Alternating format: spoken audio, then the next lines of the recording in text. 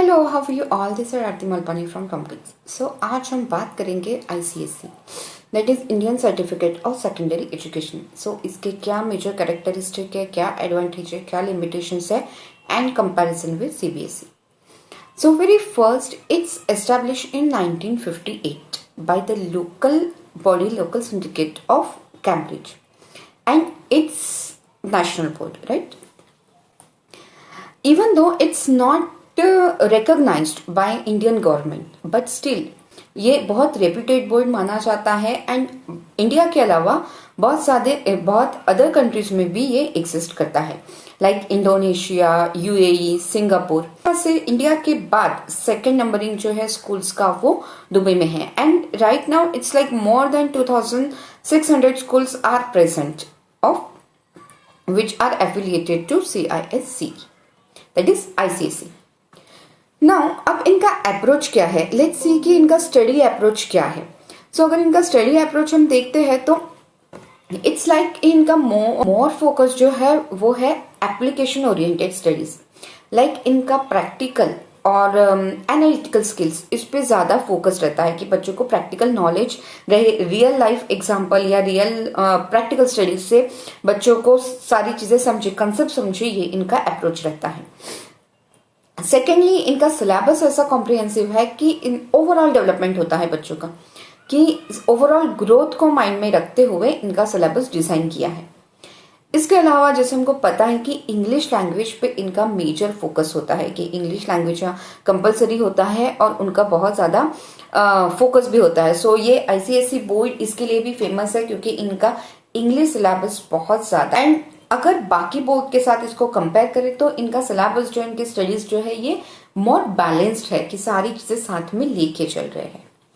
अब देखते हैं कि इनके सब्जेक्ट्स क्या है, कि like syllabus subject. So subject तो मेजर सब्जेक्ट्स वही है आपका language, maths, social science, then आपका science, that is chemistry, physics and biology. अब इनका एक्चुअली होता है कि आपको सब्जेक्ट सिलेक्ट करने होते हैं एंड सब्जेक्ट सिलेक्शन में ये 3 ग्रुप देते हैं, ग्रुप 1, ग्रुप 2, ग्रुप 3।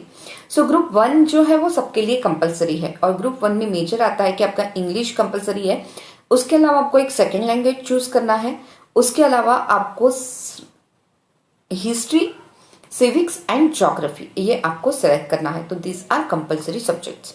उसके अलावा और लिस्टेड किया है उन्होंने ग्रुप 2 और 3 में, उसमें भी आपको 2 और 1 ऐसे सब्जेक्ट सिलेक्ट करना है। इसके अलावा मेजर एक चीज जो इनकी है वो है SUPW। अब ये SUPW क्या है? SUPW is socially useful productive work. So एक एकेडमिक स्टडीज के अलावा स्टूडेंट्स को सिलेक्ट करना होता है SUPW, socially useful productive work, उसमें से उनको सिलेक्ट करना होता है एंड बच्चों को उसका स्टडी भी करना है और उसके एग्जाम्स भी देने हैं। तो ये एक ओवरऑल जो ग्रोथ है उसका पार्ट है ये। जब भी हम कोई भी बोर्ड सिलेक्ट करते हैं तो हम नो डाउट हम उसके एडवांटेजेस चेक करते हैं और उसके लिमिटेशंस की, उसके बाद ही हम डिसाइड करते हैं कि हमारे बच्चे के लिए सही है या नहीं है। सो एडवांटेजेस देखिए इसके क्या है। सो फर्स्ट एडवांटेज इज इसका मोर कॉम्प्रिहेंसिव एंड कंप्लीट सिलेबस, कि इनका जो भी है इक्वल स्टडीज, आई मीन सब पे इक्वल इंपॉर्टेंस इन्होंने दिया है, दैट इज ऑल फील्ड्स में, that is called as a comprehensive and complete syllabus. Next important चीज है कि आई मीन कि जिनको मैनेजमेंट और ह्यूमैनिटीज में जाना है उनके लिए अच्छा है, बिकॉज इनमें ये सब्जेक्ट्स में उनको इंटरेस्ट भी आएगा और साथ ही साथ चैलेंजेस भी पता चलेंगे। तो मैनेजमेंट और ह्यूमन स्टडीज में इंटरेस्ट रखने वाले बच्चों के लिए काफी अच्छा है। उसके अलावा इसी का जो भी सर्टिफिकेशंस है ये all over the world acceptable है, बहुत सारी फॉरेन स्कूल्स और यूनिवर्सिटीज में ये इजीली एक्सेप्टेबल है। इसके अलावा कि एज वी नो कि इंग्लिश पे इनका बहुत ज्यादा जोर है, राइट।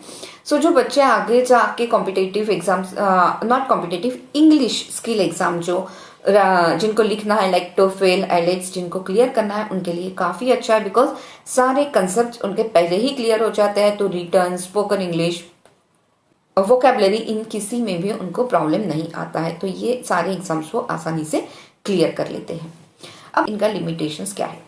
अब लिमिटेशंस की बात करूं तो इनका सिलेबस जो है वो बहुत ज्यादा बड़ा है, कि लाइक एक 6th ग्रेड का अगर बच्चा है तो वो सीबीएसई में है तो उसको मे बी 6 सब्जेक्ट्स पढ़ने हैं, बट वो आईसीएसई में बोर्ड में है तो उसको 13 सब्जेक्ट्स और उतने ही exam throughout the year उसको क्लियर करने हैं और उसको पढ़ने हैं।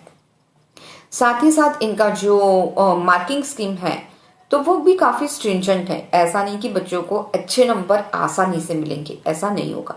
तो बच्चों को बहुत ज्यादा पढ़ाई करना है, ये इसका एक लिमिटेशन हम बोल सकते हैं। अब बात करते हैं कंपैरिजन की। तो कंपैरिजन सबसे पहले ये है कि मेन चीज तो ये है कि सिमिलरिटी जो है दोनों ही नेशनल बोर्ड है।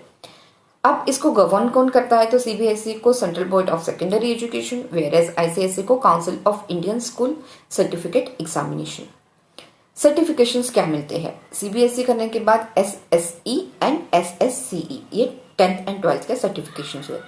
वेयर एज आईसीएसई करने में ICSE for 10th and ISC for 12th। Number of subjects, अब मिनिमम 6 सब्जेक्ट क्लास 10th और 12th में सीबीएसई में जरूरी है बच्चों को करना। वेयर एज आईसीएसई में students have to pick minimum of 6 and maximum of 7 in class 10th and minimum of 4 and maximum of 6 in class 12th। Major focus किस पे है, तो सीबीएसई का जो है वो मेजर फोकस है मैथ्स और साइंस। सो जो बच्चे आगे इंजीनियरिंग या मेडिकल का स्टडी करना चाहते हैं वो नो डाउट सीबीएसई के साथ जा सकते हैं। वेयर एज आईसीएसई का मेजर फोकस है लैंग्वेजेस पे एंड मैथ्स पे। सो जो बच्चों को आगे फॉरेन लैंग्वेज, फॉरेन स्टडी में जाना है, फॉरेन में जाके आगे स्टडी करना है, उसके लिए उनको इंग्लिश एग्जाम क्लियर करना है तो उनके लिए बोर्ड अच्छा है। अदर देन मैनेजमेंट और ह्यूमन स्टडीज में इंटरेस्ट रखने वाले बच्चों के लिए भी ये बहुत ज़्यादा अच्छा है। So this is all about the ICSE board. Thank you, bye bye.